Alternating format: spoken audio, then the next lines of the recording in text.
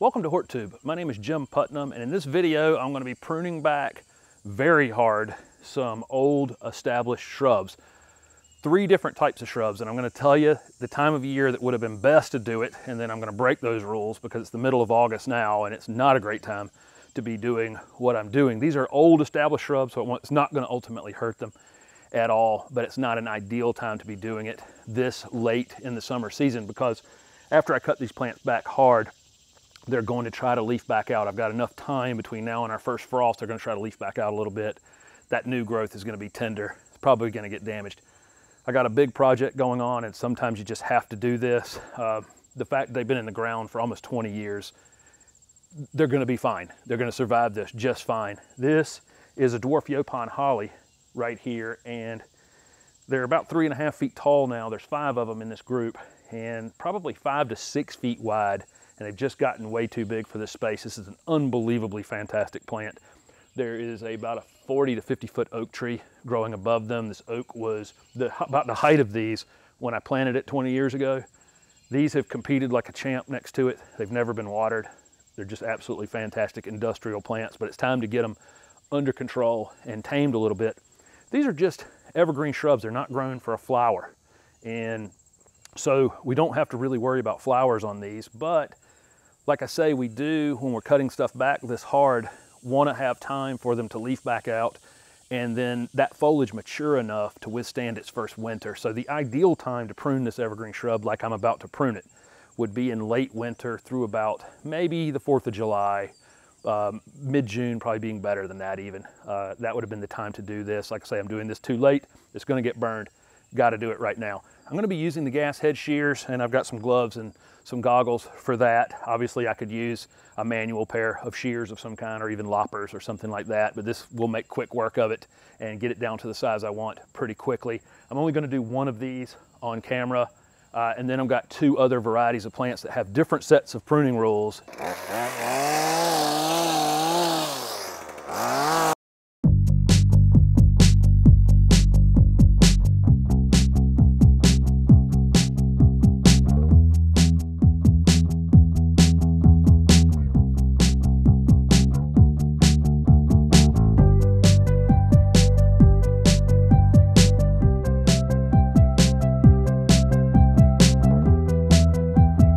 So there it is. I've taken it down to about 1.5 feet tall, maybe 2 feet tall, and 2 to 3 feet wide. You can see how it had grown up into its neighbor right there. I'm just trying to get them to look like individual plants again.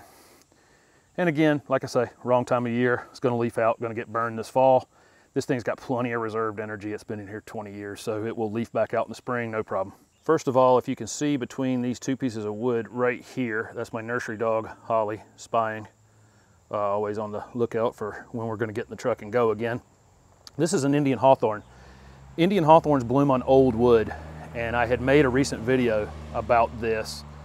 We definitely want to get these pruned right after they bloom. This plant happens to bloom in late April or May in my area, and I'm going to prune it back very, very hard in August. So I'm definitely, 2 things are going to happen with this plant. It's going to leaf back out and get damaged some, and also I'm definitely not going to get any flowers on it. It already has the flower buds on it for next year. But sometimes we have to do what we have to do. I need to, just because I'm on the middle of a big project, I'm going to have to take these way, way, way back.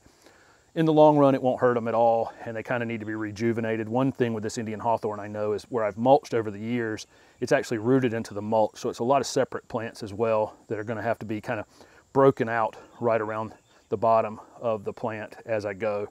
And so I'm going to take this one on the right way, way, way back, and I'll take the other one out off camera, but I want to show you how vicious I'm going to be to this Indian Hawthorn at the wrong time of year.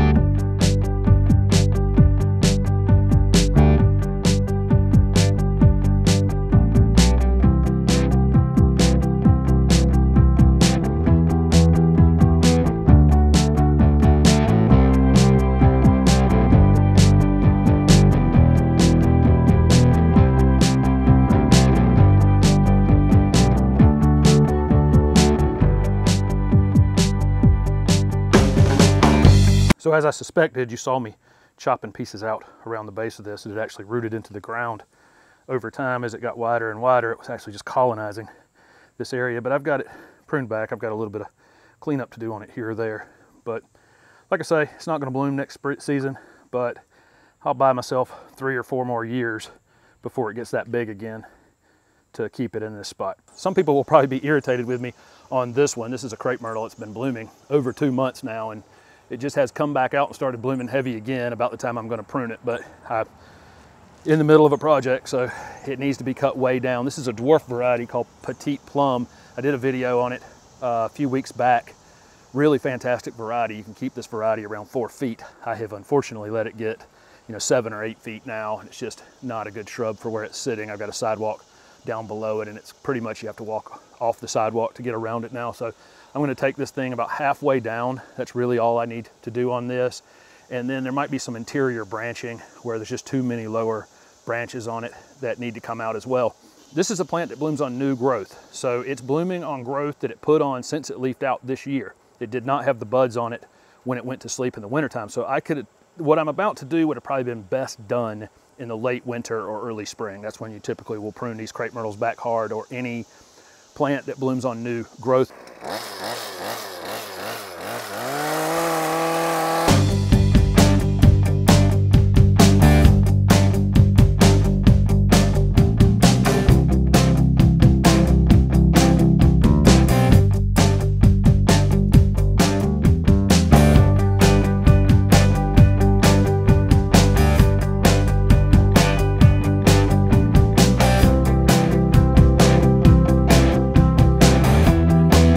So there you go. I butchered it on a very hot day in August. It's quite hot out here. You've seen an evergreen shrub that we don't really grow for flowers. Those things, if you're going to prune them hard like I did it, probably best late winter till about mid-June. Then we saw the Indian Hawthorn, which blooms on last year's wood. That's going to be azaleas and just a ton of plants. And I'll link that video up here on the on pruning things that bloom on old wood. And I hadn't mentioned Indian Hawthorn in that video, and I wish I had, because it's a great plant. Also blooms on old wood. But these, you want to prune them right after they flower. And that's pretty much it. You've got maybe a 4 or 6 week window after they flower. They flowered in May.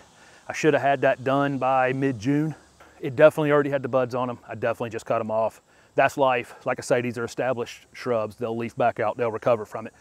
A new shrub, a newly planted shrub, something that's only been in the ground for a year, 2 years, I don't know if I'd have gotten as drastic as I just did with these things at the wrong time of year. And then you saw me cut down the Crape Myrtle here, which blooms on new wood. Again, it would be best to prune this in the late winter or early spring. It can be pruned now, and I'm still going to get flowers out of this plant next year, for sure. I'm not messing this plant up by doing this.